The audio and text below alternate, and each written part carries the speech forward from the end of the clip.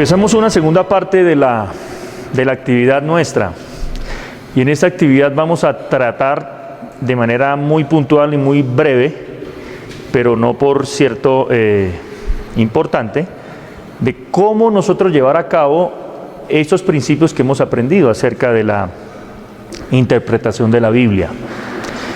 Y voy a tratar sobre una sección muy importante de la Biblia, que son los libros sapienciales o la literatura sapiencial, y la voy a colocar aquí.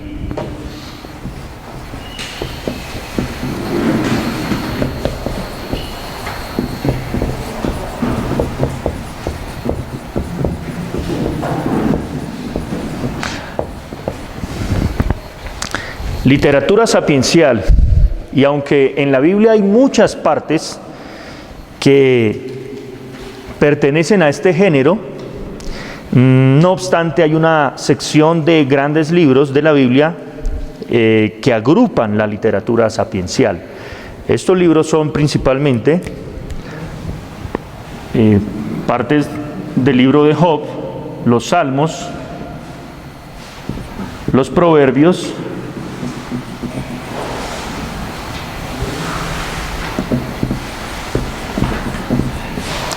Eclesiastés,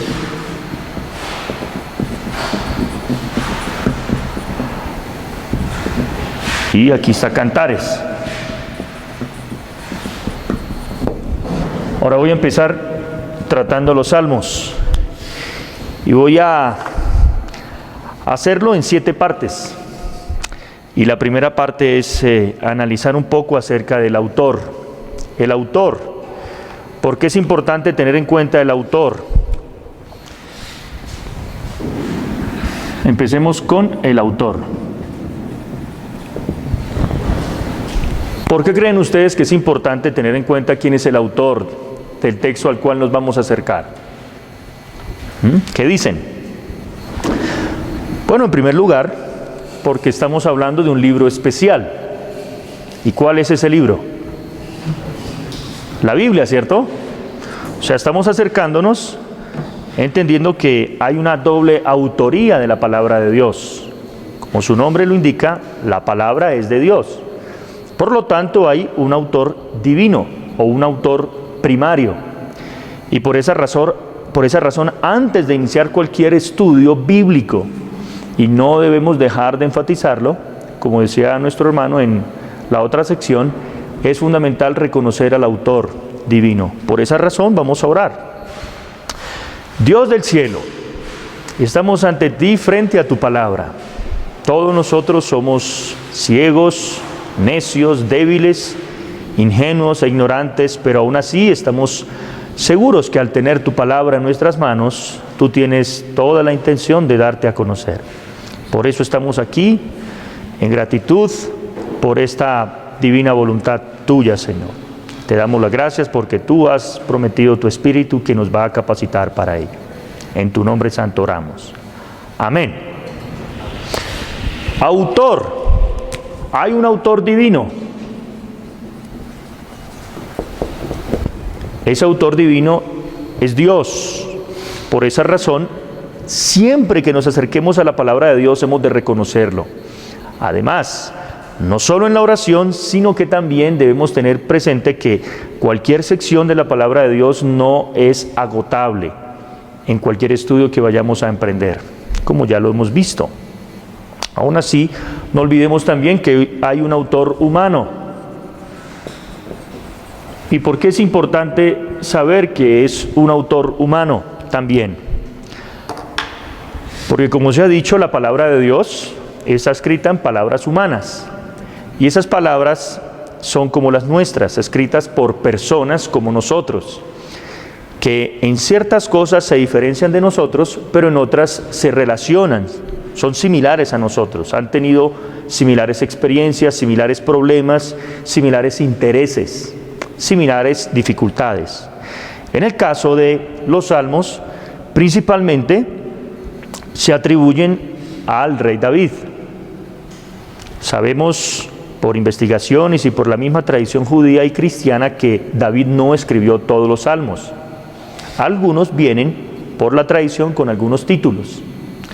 Aún así, no olvidemos que si en su gran mayoría se le llama a David el salmista por excelencia, eso debe llamarnos la atención a nosotros y prestar bastante cuidado o tener mucho cuidado. ¿Por qué razón? Porque este autor tiene unas características, este autor humano, en este caso David, ¿como cuáles? Si decimos que David es el autor de los salmos, en su gran mayoría, no todos, pero tomemos a David, por ejemplo, como referencia. David es, ¿de qué nacionalidad? Es judío. ¿Qué más podemos decir de David? Es un rey.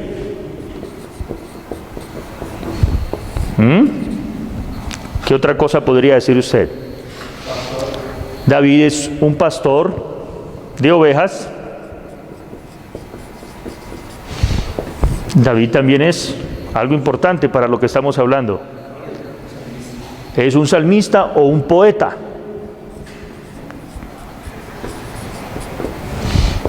Y podríamos empezar diciendo que David es un hombre piadoso, usando la palabra bíblica, el hombre piadoso. Ahora, ¿por qué es importante, repito, tener en cuenta esto? Porque todos los seres humanos dejamos una huella en lo que hacemos. Hay una característica de nosotros, siempre allí. Y rasgos de la personalidad de David, o alguien muy similar a David, siempre sobresalen en los salmos. Ahora, además de esto, es importante, en segundo lugar, que nosotros sepamos que este texto de los salmos, o esta sección de los salmos, está en la Biblia en una parte especial. Recordemos que en el orden cronológico, es decir, histórico, como van ocurriendo los acontecimientos, no siempre está organizada la Biblia, ¿cierto? Sino que también hay un orden canónico, le llaman los especialistas. ¿Y esto a qué se refiere? Y es el orden o el lugar que ocupan dentro de la revelación bíblica. Voy a poner aquí, en segundo lugar, este fue lo primero, el autor. En segundo lugar, el lugar o el sitio.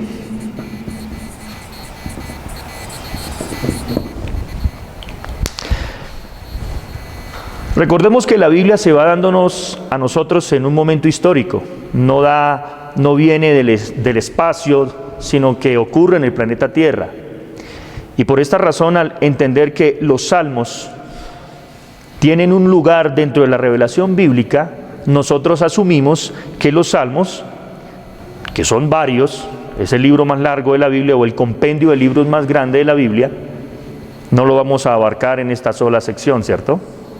Aún así, esta gran colección de escritos abarcan más o menos el tiempo de los reyes, o por lo menos se empiezan a recopilar oficialmente o a tenerse presentes en un momento en el que el pueblo de Israel ya estaba en un lugar de paz y de tranquilidad. ¿Recuerdan ustedes que el pueblo de Israel es llamado por Dios de Egipto? Están por el desierto, llegan a la tierra prometida y allí tienen estabilidad. Allí entonces el pueblo empieza a ser mucho más reflexivo acerca de las experiencias que han tenido. Hay muchos salmos, hay un gran grupo de salmos que hablan del caminar o el trasegar del pueblo de Dios durante el desierto. Entendiendo esto, lo que ellos vivieron nos ayuda a entender ese salmo. Hay otros salmos, por ejemplo, de la naturaleza. ¿Cuándo usted puede sentarse a reflexionar sobre la naturaleza? Cuando usted tiene tiempo para pensar en la naturaleza. Por eso esa marca aparece allí, en un tiempo de tranquilidad, y algunas veces, algunos salmos, especialmente de David, se componen en momentos de gran dificultad. Por esta razón, al ver nosotros el lugar de los salmos, no olvidemos que la gran mayoría de ellos nos describen momentos de estabilidad y momentos de dificultad, pero que son después seguidos de un tiempo de tranquilidad en el cual el pueblo de Dios reflexiona sobre las experiencias que ha tenido con su Dios. Repito, siempre que vayamos a los salmos, recordemos esto. Hay algunos salmos, además, que se atribuyen a Moisés y a otros hombres que tenían como oficio el sacerdocio en Israel. Aparece Asaf, aparece Coré, y estos eran hombres que trabajaban en el templo. Y ya cuando estaba el templo es una época en la cual el pueblo de Israel tuvo cierta seguridad y cierta estabilidad. Entonces, esto nos enseña que el pueblo de Dios, cuando reflexiona en su Dios, es cuando su Dios le ha dado paz y ha cumplido sus promesas. Y ellos tienen cierta tranquilidad o cierta seguridad para poder componer, poder escribir y, algo importante, poder siempre tener presente que ellos son lo que son gracias a su Dios. Un ejemplo de esto acerca de la literatura de sabiduría o poemas en cualquier otra cultura. Casi siempre en los tiempos de guerra, de conquista, los pueblos casi no escriben, porque no tienen tiempo para escribir. Y si escriben algunos, pues a veces en una situación difícil entre salvar su vida o salvar el escrito, pues usted sabe, ¿cierto? Y tenemos una referencia histórica. Por ejemplo, cuando llegan los españoles aquí a América, ¿qué hacen ellos? Pues hay violencia, hay esto y lo otro, y algunos pensaron que los pueblos precolombinos no tenían literatura, pero sí la tuvieron. Solo que no tuvieron mucho tiempo de estarla difundiendo en esos tiempos de dificultad. Ahora, pasamos a un tercer punto, que pudiésemos profundizar mucho más en eso. Pero bueno, un tercer punto sería el tema general.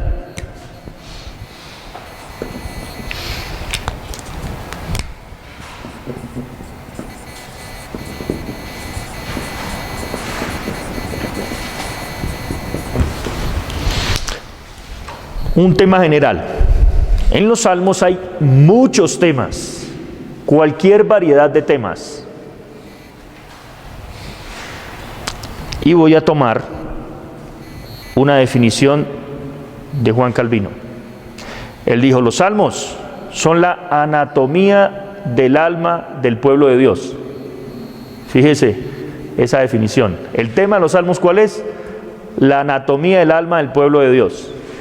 En otras palabras, narra la experiencia del pueblo de Dios con su Dios, así como por llegar a un punto concreto. Podríamos entonces pensar, Dios, el autor divino o el autor primario, capacitó a hombres como David, un judío, rey, pastor, poeta, un hombre piadoso, para describir la experiencia suya con su pueblo en diferentes facetas. Ese es el propósito del libro de los Salmos: hablarnos de la relación personal entre Dios y su pueblo. Ahora, ¿qué cosas no se experimentan con Dios como pueblo de Dios? ¿Podemos resumirlas? Yo creo que hay mucho que decir, ¿cierto? Hay una gran cantidad de experiencias que el pueblo de Dios puede tener con su Dios, porque Dios es inagotable, porque Dios es infinito. ¿Bien? Además de esto, pensemos, si este es el propósito o el tema general de los salmos, podríamos empezar a pensar cómo el autor humano nos va a presentar el libro de los salmos para lograr su propósito. Los especialistas en estos temas hablan de el propósito y el plan. El propósito es lo que se quiere lograr. El plan es cómo lo logramos. Propósito y plan. El propósito es mostrar, revelar la relación, la experiencia del pueblo de Dios con su Dios. Ahora, ¿cómo se lleva a cabo ese plan? Pues bien, Él lo lleva a cabo de diferentes maneras. Y no quisiera hablarles de las divisiones de los salmos, pero las divisiones no son muy consensuadas. Algunos los dividen de una manera, otros los dividen de otra manera. Pero podemos ver que con respecto a la literatura sapiencial, he elegido un salmo para hacer un ejercicio de exégesis y cómo bosquejar un salmo y poder nosotros predicarlo como cristianos. Y aquí en este salmo vamos a ver que el plan de este autor es mostrarnos uno de los grandes temas de la Biblia, que es el justo, el piadoso, el santo y los impíos. Y le invito a que por favor me acompañe al Salmo número 1. Salmo número 1, o el primer salmo. Y ya habiendo hecho estas advertencias, recordemos que este salmo necesariamente tal vez no fue el primero que se escribió. No sabemos a ciencia cierta cuándo se escribió. Unos dicen que fue después del exilio, otros antes, otros durante, no lo sabemos. Lo importante es que el arreglo de los salmos dentro del canon de la Biblia empieza con este primer salmo. Y este primer salmo está abriendo el tema general de los salmos, como decía nuestra definición tomada de Juan Calvino, la anatomía del alma. Vamos a describir a un hombre santo, a un hombre del pueblo de Dios que es justo. Entonces empecemos leyendo el Salmo número 1. Dice así la palabra de Dios. El título aparece en algunas Biblias: El justo y los pecadores. Bienaventurado el varón que no anduvo en consejo de malos, ni estuvo en camino de pecadores, ni en silla de escarnecedores se ha sentado, sino que en la ley de Jehová está su delicia, y en su ley medita de día y de noche. Será como árbol plantado junto a corrientes de aguas, que da su fruto en su tiempo, y su hoja no cae, y todo lo que hace prosperará. No así los malos, que son como el tamo que arrebata el viento. Por tanto, no se levantarán los malos en el juicio, ni los pecadores en la congregación de los justos, porque Jehová conoce el camino de los justos, mas la senda de los malos perecerá. Amén. Entonces aquí está un tema general en este texto. Siempre cuando vayamos a la Biblia, imaginémonos como si usted estuviese en el espacio, fuera del planeta. Usted ve muchas cosas y empieza a acercarse y ve el planeta Tierra. Imaginémonos que esa es toda la Biblia con sus 66 libros. Luego usted se va acercando y ve los continentes. Empieza usted a ver las grandes secciones de la Biblia. Luego se acerca un poco más y empieza a ver su país. Podemos decir, este es el libro. Luego se acerca usted y llega a la ciudad. Podemos decir que ese es un capítulo o una sección en particular. Se acerca y ve su barrio.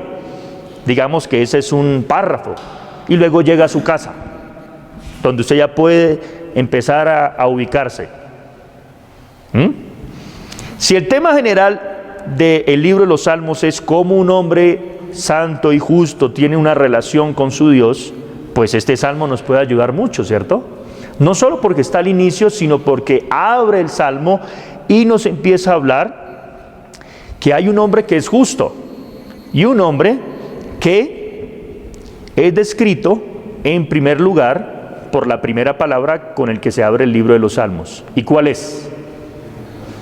Bienaventurado. Y esta palabra bienaventurado ya está revelándonos el propósito general de los Salmos. Una relación de gozo, de dicha, de felicidad. ¿Lo observan? No es casualidad. ¿Por qué sabemos que no es casualidad? Por el autor, por el propósito, el tema, y porque hay un autor divino que puso cada palabra exactamente donde está. Bienaventurado. No empieza como por ejemplo Génesis, en el principio. Ya uno empieza a observar propósitos del libro, ¿no es así? Ahora, De tres maneras pudiésemos resumir el tema general de los salmos y concretamente este salmo. Una, le puse yo, el hombre piadoso y el impío ante Dios. Esa sería una manera. El piadoso y el impío. Otra manera sería los justos y los injustos según Dios. Ese salmo. O, para ser más reformado, los elegidos y los reprobados de Dios. Ya a usted le viene a la mente de qué voy a hablar, de qué trata el salmo. La idea general está allí. Ahora, en cuarto lugar, veamos que no solo hay un tema general, sino que de ahí se desprenden varios subtemas, ¿cierto?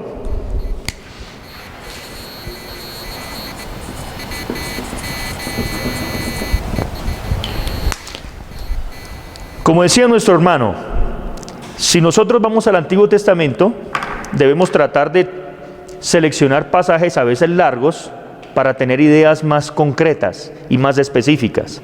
Los salmos nos ayudan muchas veces, pero no siempre, muchas veces para tener ideas generales, porque vienen divididos por números. Pero algo interesante es que si empezamos a estudiar el salmo, vamos a descubrir que dentro de el tema de el justo y los injustos, vamos a encontrar una cantidad de subtemas o temas secundarios, como por ejemplo, la ley de Dios. Bienaventurado el varón que no anduvo en consejo de malos, ni estuvo en camino de pecadores, ni en silla de escarnecedores se ha sentado, sino que en la ley de Jehová está su delicia. O sea, aquí ya encontramos otro tema secundario, la ley de Dios. Otro tema que encontramos aquí son el juicio. Ya está el juicio aquí, un subtema. Otro subtema podría ser cómo Dios conoce o cómo Dios se relaciona, o sea, la comunión con Dios, en el versículo 6. Y un tercer tema podría ser el nombre de Dios. Jehová aparece dos veces, Yahweh, en el versículo 2 y en el versículo 6. Normalmente nos pasa que alguno de esos temas nos atrae más cuando estamos estudiando la palabra de Dios, ¿cierto? Y perdemos de vista el tema general o el tema central. Por eso les colocaba el ejemplo de venir del espacio. Porque alguien puede llegar a pensar que todo lo que existe a su alrededor es su casa, porque nunca ha salido de ella. O su barrio, porque no ha salido allí. O como le pasaba a los judíos de su tiempo, le decían al lago de Galilea, el mar de Galilea.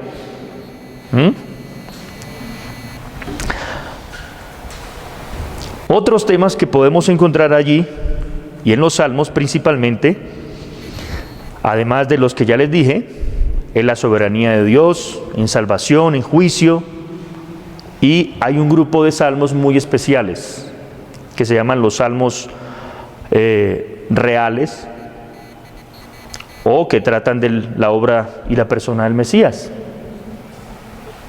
Y todo esto para decir lo siguiente. En quinto lugar,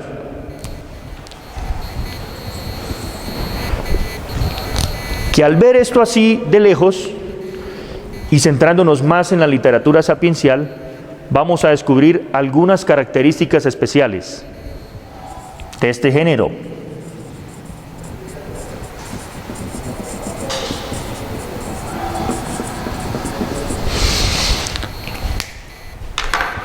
Como su nombre indica, los escritos sapienciales,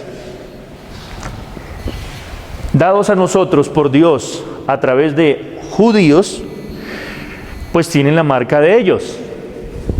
Esto quiere decir que la mayoría de estos escritos están en poesía. Pero la poesía es un fenómeno bastante interesante, porque la poesía es una forma artística de escribir en donde se expresa no solamente los sentimientos, sino también el punto de vista y ciertas cosas muy puntuales de las personas y de las culturas de esas personas. Si usted compara la poesía colombiana, por ejemplo, o la poesía latinoamericana con la poesía japonesa, pues usted va a encontrar muchas diferencias. Y si venimos a la Biblia, vamos a encontrar, en primer lugar, que una característica especial de los libros sapienciales es la poesía hebrea. Y podríamos hacer un estudio general, solo un estudio general del género poético en la Biblia, que no solo está en los libros sapienciales, sino que también está en los libros de los profetas. Muchos profetas utilizan poesía para dar a conocer textos de la palabra de Dios u oráculos, o sea, revelaciones verbales directas de Dios.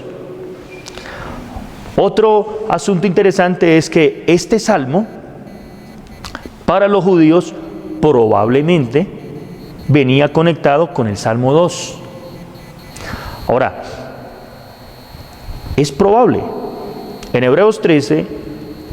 Hechos 13, Pablo, hablando y citando el Salmo 2, dice el Salmo 2.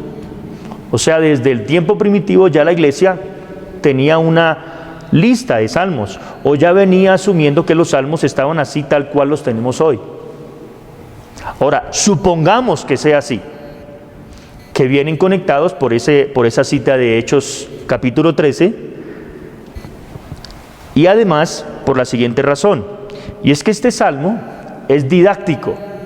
Didáctico se refiere a un salmo con fines de enseñanza o de instrucción. Es algo así como un maestro o un rabino que quiere enseñar a un grupo de discípulos. Hay ejemplos de esto, por ejemplo, en el Salmo 32. En el Salmo 34, David, por ejemplo, dice: oíd, hijos, el temor de Jehová os enseñaré. O sea, David se está colocando como una persona sabia que quiere enseñar a otros. Y para eso escribe en poesía un mensaje de sabiduría para ellos. Ahora, repito, supongamos que el Salmo 1 y el Salmo 2 vienen conectados. Esto quiere decir que entonces hay dos temas principales que no solamente se nos presentan aquí con respecto a este salmo, sino al Salmo 2, y lo voy a leer. Dice: ¿por qué se amotinan las gentes y los pueblos piensan cosas vanas? Se levantarán los reyes de la tierra, y príncipes consultarán unidos contra Jehová y contra su ungido, diciendo: rompamos sus ligaduras y echemos de nosotros sus cuerdas. El que mora en los cielos se reirá, el Señor se burlará de ellos. Luego hablará a ellos en su furor y los turbará con su ira. Pero yo he puesto mi rey sobre Sión, mi santo monte. Yo publicaré el decreto. Jehová me ha dicho: mi hijo eres tú, yo te engendré hoy. Pídeme y te daré por herencia las naciones, y como posesión tuya los confines de la tierra.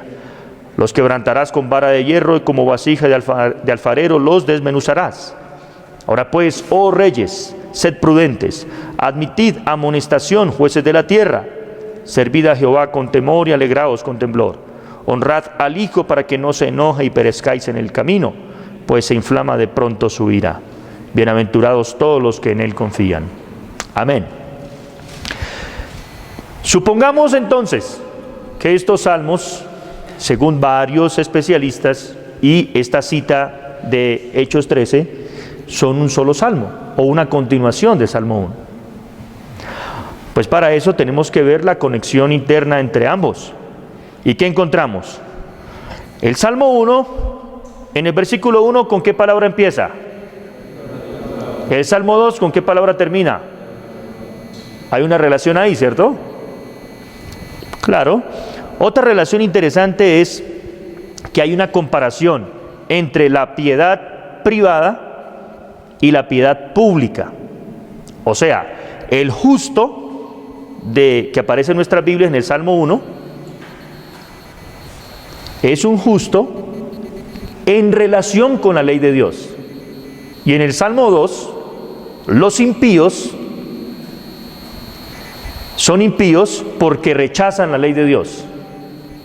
En el versículo 1 al 3 del Salmo 2, los pueblos de la tierra se quieren deshacer de las ligaduras de Dios. Ahora, aquí se está utilizando metafóricamente las ataduras de Dios a los pueblos. Y les pregunto a ustedes, ¿con qué Dios ata a la humanidad en obediencia a Él? ¿No es con su ley? Una tercera relación que podemos ver aquí es un contraste entre el justo y el injusto.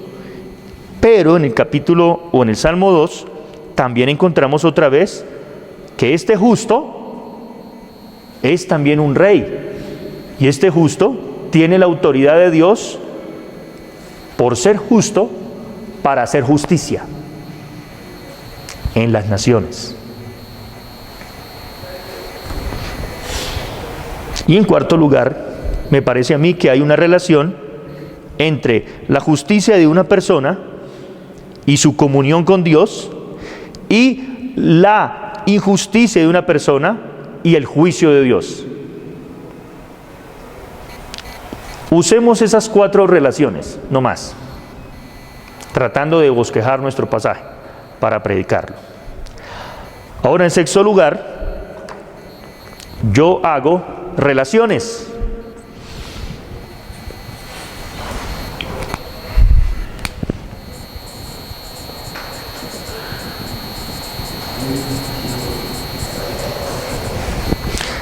Y aquí es donde ya empezamos a pensar en cómo el pasaje nos empieza a hablar a nosotros. Ahora, desde el principio, por supuesto, Dios nos habla. Pero a lo que me refiero es que nos empezamos a identificar con este texto, con este salmo. Ya habiendo hecho ciertas aclaraciones para empezar a interpretar el pasaje, nosotros no debemos olvidar que la Biblia fue escrita para que ella nos hable a nosotros. La Biblia, más que hablarnos o proveernos una información intelectual interesante, la Biblia se trata de confrontar al hombre de parte de Dios, lo interpela, lo desnuda. Y en estas relaciones que yo encontré, nos vamos a sentir muy identificados. Ahora olvídese de lo que le dije por unos momentos e imagínese que yo le voy a predicar a usted. Y le voy a predicar a usted de la felicidad y del gozo que el ser humano busca. Hay estadísticas de ciudades enteras en donde las personas buscan la felicidad, el gozo y el entretenimiento en el mundo moderno. Una persona con la que yo hablé me dijo que su sueño sería trabajar como programador de juegos de video o juegos de internet. Usted ya sabe que se la pasa en eso. Y no solamente me gustaría, dice él, estar haciendo esto porque me gusta, sino porque me pagan. Y puede sonar atractivo, ¿cierto? Lo interesante es que el país en donde más se producen estos juegos y donde la gente más se dedica a ellos, ¿y usted sabe qué país es? Es uno de los países donde más suicidios hay. Analice esto. Las personas buscan felicidad, buscan gozo, buscan alegría en estos juegos. Pero al mismo tiempo estas personas son muy vacías. Y si ustedes son mi iglesia, mi auditorio, yo les vengo a hablar del gozo y la felicidad que solamente se pueden encontrar en Jesucristo, el justo, aún nosotros siendo injustos. La primera relación que encuentro en este pasaje es que la palabra bienaventurado, feliz, dichoso, el más feliz de los felices, el epítome de la felicidad, sí es un interés de Dios para el hombre. Como dice nuestro catecismo, ¿cuál es el fin principal del hombre? El fin principal del hombre es glorificar a Dios y gozar de Él para siempre.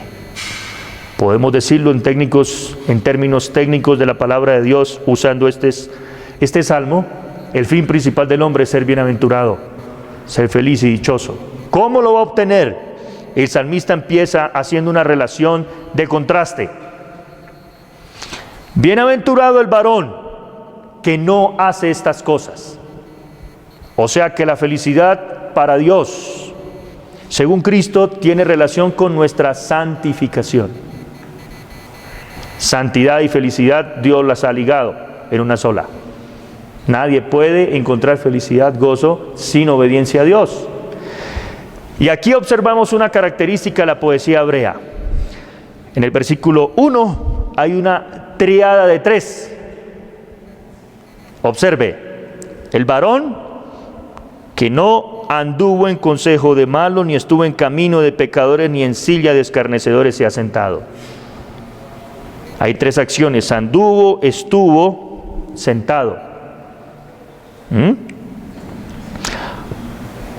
Hay 3 características: escarnecedores, pecadores, malos.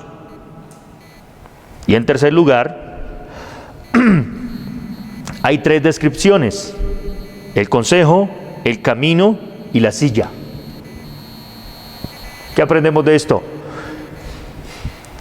Que si este salmo es el que inicia, o como vemos aquí, que está iniciando la sabiduría de Dios y la literatura de la sabiduría, pues está llamando de una vez la atención a que el hombre piense y reflexione en un momento de quietud, cómo es que eso que él más busca puede encontrarse, pero se encuentra no haciendo estas cosas, sino en lugar de ellas, estar meditando en la ley de Jehová, en la ley del Dios que ha hecho un pacto con ellos. Por eso se les está hablando a judíos. Solamente las personas que conocen el Dios verdadero, y estas son las personas a las cuales Cristo ha revelado su nombre, son aquellas que pueden ser realmente bienaventuradas. ¿Dónde lo podemos ver? En Mateo 5:3, usted conoce cómo empieza Jesucristo predicando a los judíos precisamente.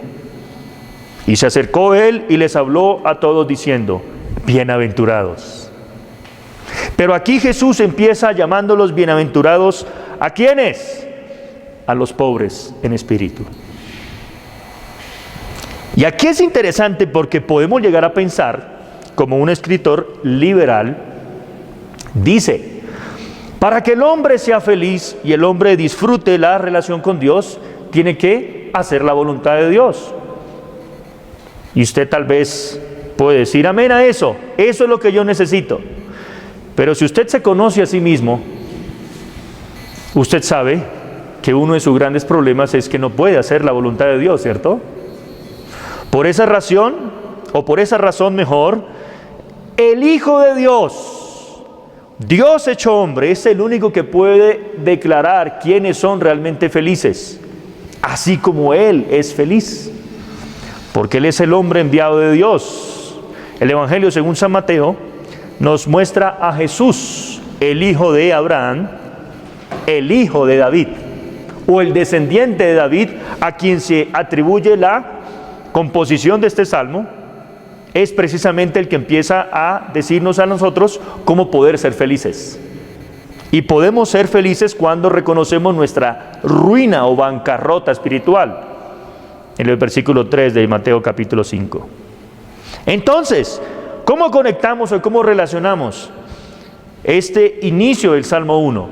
De ser felices, no haciendo lo que hacen los malvados, sino meditando en la ley del Señor, reconociendo nuestra incapacidad de ser felices.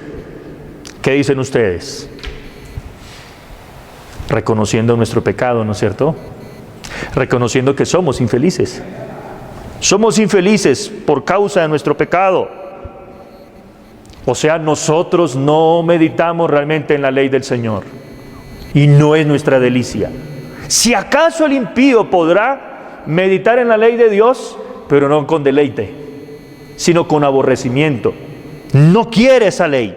Por eso en el capítulo 2 del Salmo, o en el Salmo número 2, el versículo 1 al 3, describe no solo al individuo, sino a las naciones en conjunto, meditando cómo rechazar la ley de Dios. Y si en algo están de acuerdo las naciones, es en una sola cosa: en que no queremos que Él reine sobre nosotros, en que no queremos que su palabra sea la norma que rija nuestra vida. Y esa relación de pacto entre un individuo y las naciones frente a la ley de Dios nos recuerda al primer hombre, al cual Dios lo puso en un sitio de bienaventuranza o de felicidad. ¿Lo recuerdan? ¿Quién? Adán, ¿cierto? ¿Qué le podía faltar a él? Nada. Y Dios coloca los términos con este primer Adán. Después que Dios lo crea y crea todo lo demás, dice Dios, con mucho deleite y con mucha felicidad, bueno en gran manera. Pero él debe mantenerse en obediencia a la ley. La ley de Dios debe ser su delicia principal. Si la ley de Dios es su delicia, él se mantendrá feliz. Y no solo él, sino también su descendencia. Ahí está esta promesa que no es nueva. Será como árbol plantado junto a corrientes de aguas que da su fruto en su tiempo, su hoja no cae, todo lo que hace prosperará. Esta es una metáfora. Será, o una comparación, será ¿cómo? Comparado a, plantado. ¿Quién puso a Adán en el huerto de la felicidad? Dios. Dios fue el que lo planta. Aquí vemos una vez la bondad del Señor, la buena disposición de Dios para con el hombre. Ahora pregúntese usted, en esta segunda relación que ahora empezamos a ver, ¿por qué el hombre no experimenta bienaventuranza? ¿Qué dice usted? Porque desde el primer padre nuestro hemos desobedecido la ley de Dios, hasta que aparece uno que llega a declarar lo siguiente: el hacer tu voluntad, Dios mío, me ha agradado, y tu ley está en medio de mi corazón. Y esa cita precisamente procede de los Salmos. ¿Quieren leerlas? Vamos a leerla. Salmo 40.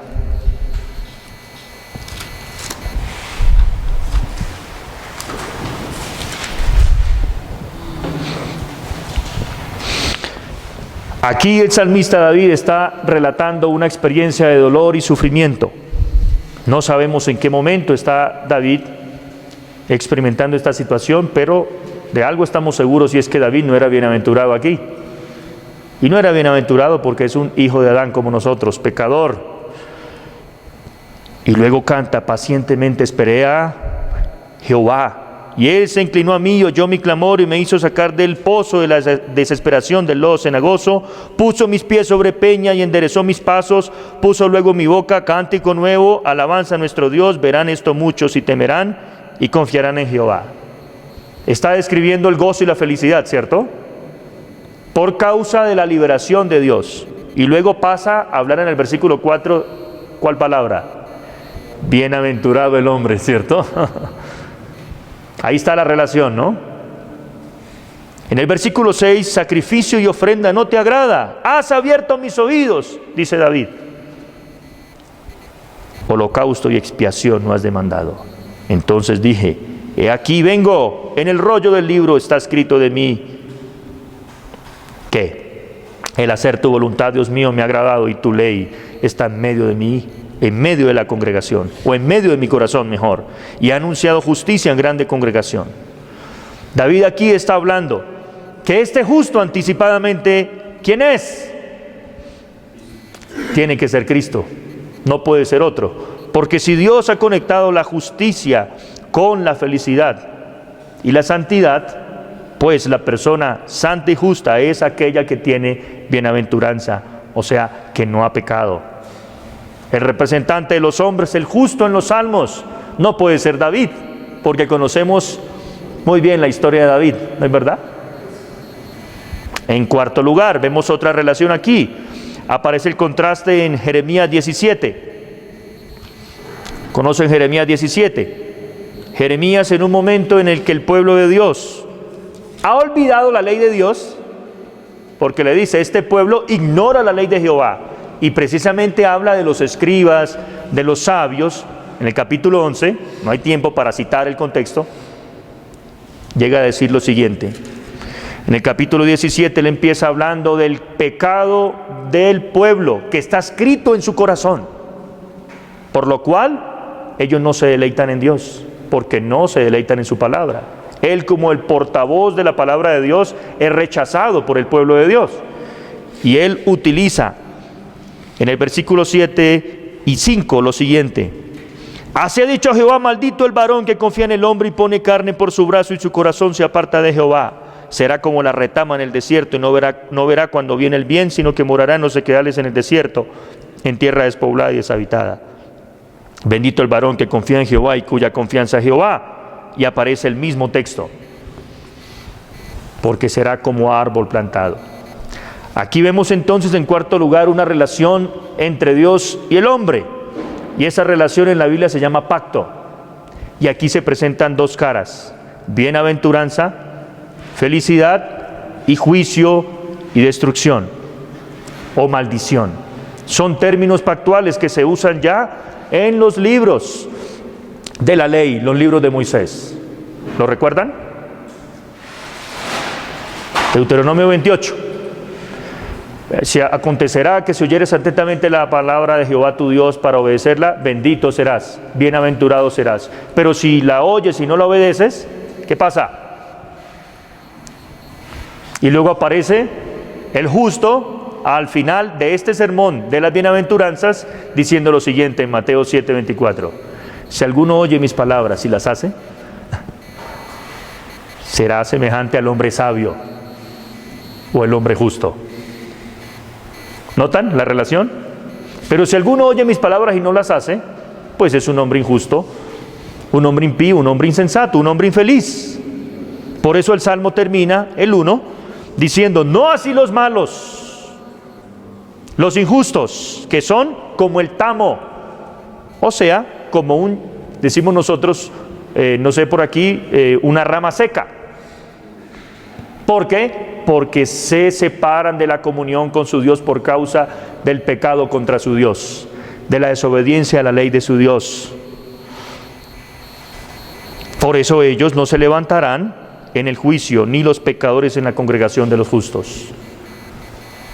Si David es un rey, como lo sabemos, David está hablando en términos políticos de cómo se gobernaba esa nación en esa época.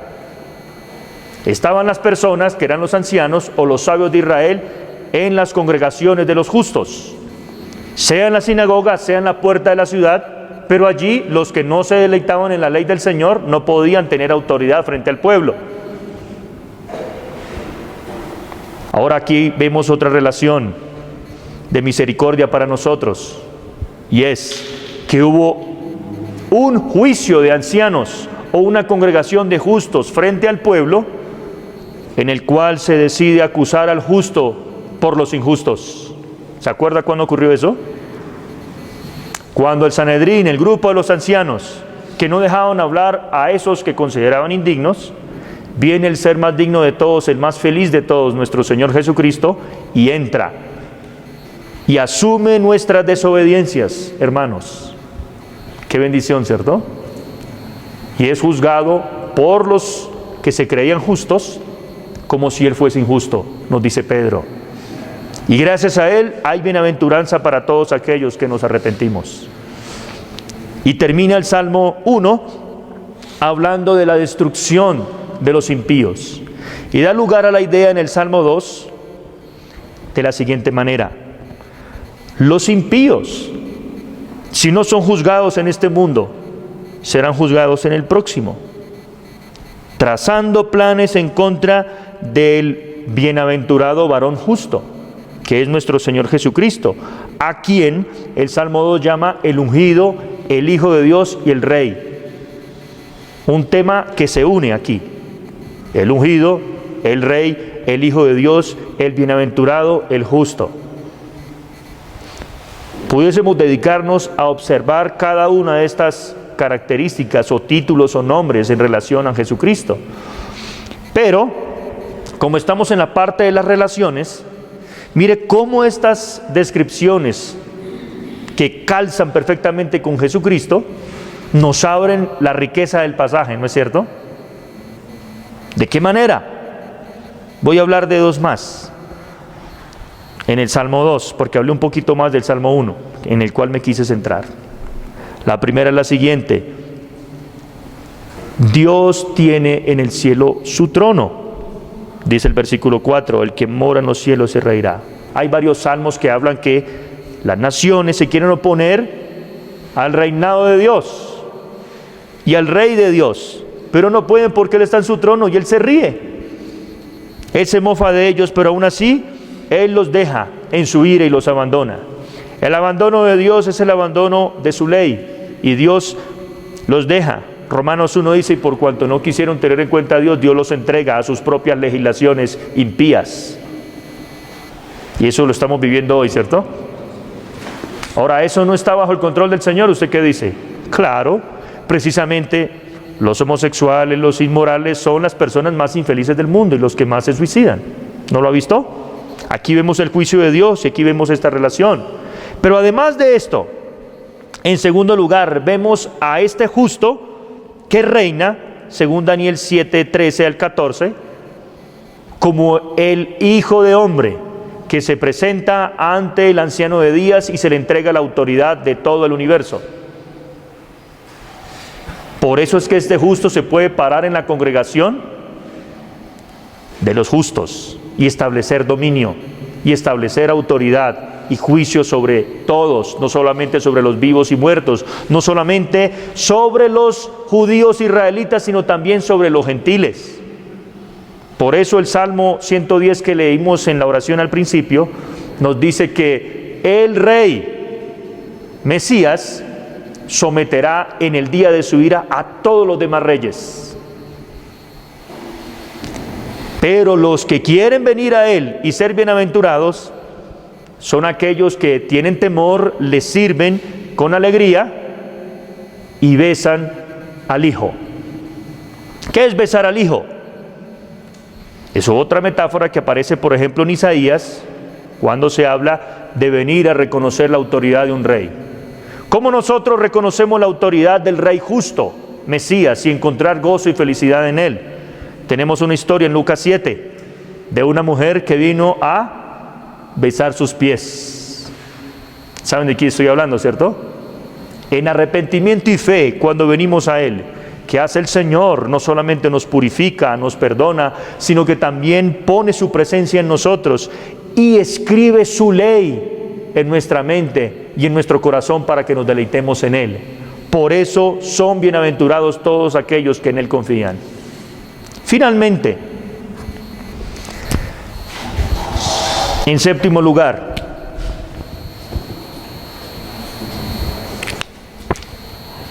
saquemos algunas conclusiones.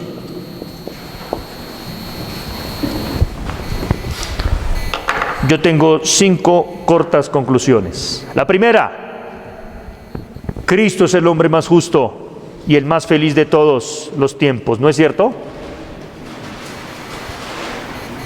¿Sabe qué se dijo Jesús en otro salmo real, Salmo 45, 6 al 7? Tu trono, oh Dios, es eterno en justicia, por lo cual te ungió Dios, el Dios tuyo, con óleo de alegría más que todos tus compañeros. Está diciendo que Jesús ha sido el hombre más justo y el hombre más feliz sobre la faz de la tierra. ¿Qué tal? ¿Hay alguien más gozoso que Jesús? No. El bienaventurado Dios, le dice Pablo en primera a Timoteo capítulo 6. ¿Por qué? Porque Él se deleita haciendo la voluntad de Dios. En segundo lugar, Cristo deja al impío gozarse en su maldad, pero esa maldad hace que su gozo sea breve. Job, otro libro de sabiduría, en el capítulo 20, dice, el gozo del impío es corto. Dura solamente esta vida. ¿Por qué? Porque desecha la ley de Dios. Y dice, no queremos sus ligaduras y echemos de nosotros sus cuerdas. Por lo cual el que mora en los cielos se reirá, porque ve que viene su día. Salmo 37. Vi yo al impío sumamente enaltecido, pero aquí él pasó y se fue. Una tercera conclusión es que Cristo se goza de la insensatez de sus enemigos, porque Él conoce que Él tiene la autoridad sobre vivos y muertos. Es una insensatez que produce bastante infelicidad desafiar al Hijo de Dios. En cuarto lugar, Cristo da gozo a su pueblo, que se somete en fe y arrepentimiento a Él. Ahí tenemos las bienaventuranzas. Por ejemplo, el libro de Apocalipsis, en el capítulo 1, dice: bienaventurado el que oye y guarda las palabras de esta ley. Otra vez aparece la misma idea, ¿cierto? Por eso Apocalipsis se trata de Cristo, no del anticristo, ¿cierto?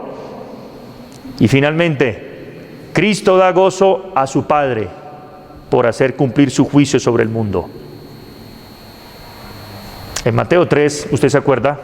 Cuando Cristo viene, Juan el Bautizante le pregunta, o le dice mejor: tú vienes a mí, yo necesito ser bautizado por ti. ¿Qué dice Jesús?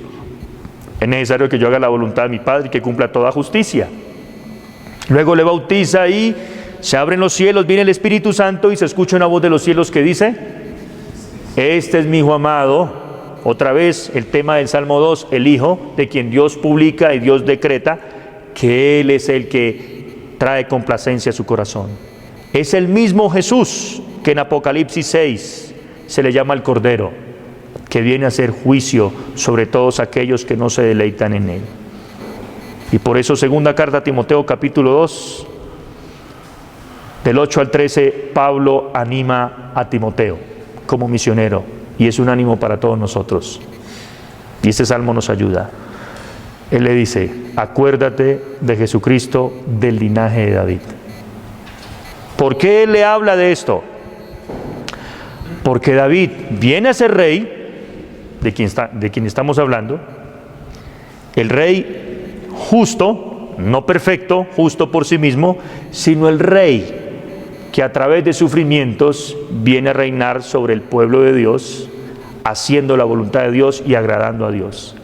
Por eso nosotros, nos dice Pablo, sufriendo las aflicciones de Cristo en este mundo, manteniendo nuestra mirada en Él, debemos estar seguros que su gozo nos sostendrá hasta el final, como le dijo a sus discípulos: yo me iré, pero su gozo será perfecto. ¿Cuándo? Cuando vean claramente mi reinado. Finalmente, podemos aquí hablar de una cantidad de temas, pero terminé con el tema del principio. Quise enfocar este salmo con el gozo, y es una de las cosas que solamente los cristianos podemos tener, por causa de haber conocido al único Dios verdadero. Que Él nos ayude, ¿no es cierto? Porque gracias a Jesucristo es que estamos felices con Él.